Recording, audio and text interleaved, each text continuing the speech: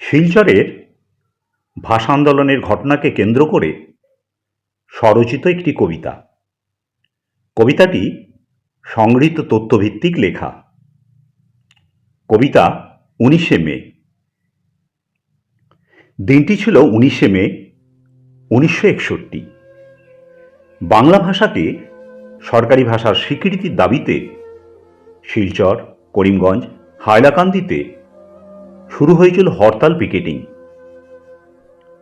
করিমগঞ্জের সরকারি office, railway station ও কোর্টে picketing করছিল আন্দোলনকারীরা। সত্যাগ্রহ শুরু করেছিল শিলচরের রেলওয়ে স্টেশনে। হরতাল শেষ করার পরিকল্পনা ছিল বিকেলে 4টের ট্রেন ছেড়ে যাওয়ার পর। ভোর 5:40 ট্রেনের একটাও টিকিট বিক্রি করতে পারেনি শিলচর রেলওয়ে স্টেশন কর্তৃপক্ষ। সকালের হরতাল শেষ হয়েছিল শান্তিপূর্ণভাবে, কিন্তু বিকেলে অসম রাইফেলসের জওয়ানরা উপস্থিত হলো স্টেশনে।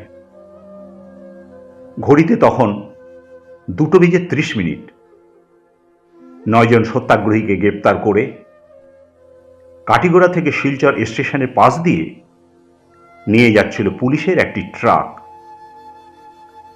তাদের দেখে তীব্র প্রতিবাদ করে পিকেটিংরত জনতা। ভয় পেয়ে বন্দীদের ফেলে পালিয়ে যায় ট্রাক চালক সহ কর্মরত পুলিশরা। সুযোগ পেয়ে ট্রাকটিকে জ্বালিয়ে দেয় কোনো অশনাক্ত ব্যক্তি। যদিও তাড়াতাড়ি আগুন নিয়ন্ত্রণে আসে জনগণের তৎপরতায়। 5 মিনিট পর স্টেশনের সুরক্ষায় থাকা আধা সামরিক বাহিনী বন্দুক ও লাঠি দিয়ে মারতে শুরু করে আন্দোলনকারীদের।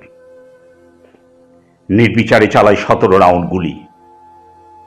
ঘটনায় তাদের রক্তে লাল হয় বরাক উপত্যকা। শহীদ হন কমলা ভট্টাচার্য, কানাই লাল, কুমুদ রঞ্জন, চণ্ডীচরণ, তরণীচন্দ্র, সুনীল, সুকমল, হিতেশ, শচীন্দ্র, সত্যেন্দ্র, বীরেন্দ্র নামক মাতৃভাষাপ্রেমীরা। আহত হন আরও বহু সংখ্যক আন্দোলনকারী। 20শে মে শিলচরের শহীদদের শবদেহ নিয়ে শুরু হয় প্রতিবাদ মিছিল। আন্দোলনের জেরে অসম সরকার বরাক উপত্যকায় সরকারি ভাষা হিসাবে স্বীকৃতি দেয় বাংলা ভাষাকে।